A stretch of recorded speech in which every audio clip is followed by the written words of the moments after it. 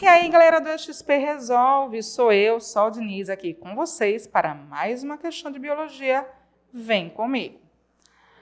Normalmente, as células do organismo humano realizam a respiração aeróbica, na qual o consumo de uma molécula de glicose gera 38 moléculas de ATP. Contudo, em condições anaeróbicas, o consumo de uma molécula de glicose pelas células é capaz de gerar apenas 2 moléculas de ATP. Então, vamos lá, gente. Quando eu falo de um metabolismo aeróbico, que é aquele que ocorre na presença de oxigênio, tá? Eu vou ter um rendimento energético alto. Então, eu tenho um alto rendimento.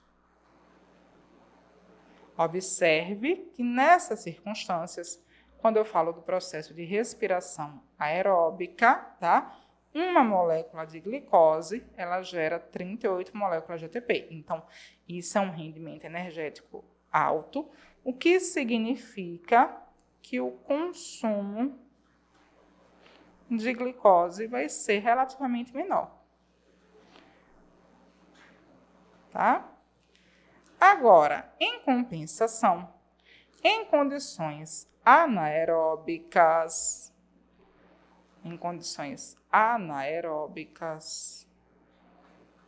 ou seja, em condições em que eu não tenho o oxigênio, eu só vou gerar para cada glicose 2 moléculas de ATP. Então, o rendimento é baixo. Rendimento ele é baixo. Se o rendimento é baixo, o consumo de glicose vai ser alto. Tá? Então, vamos lá.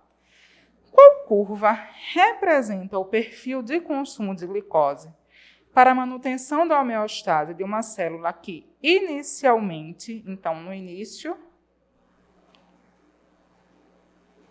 ela está em condição anaeróbica, então no início é anaeróbico, e é submetida a um aumento gradual na concentração de oxigênio. Então, no fim, eu tenho uma maior quantidade de oxigênio, então eu vou ter, no fim, um metabolismo aeróbico. Bom, se no início é anaeróbico, e ele está falando aqui de perfil de consumo de glicose, eu tenho que encontrar no início consumo alto. Porque, no metabolismo anaeróbico, o consumo de glicose é alto.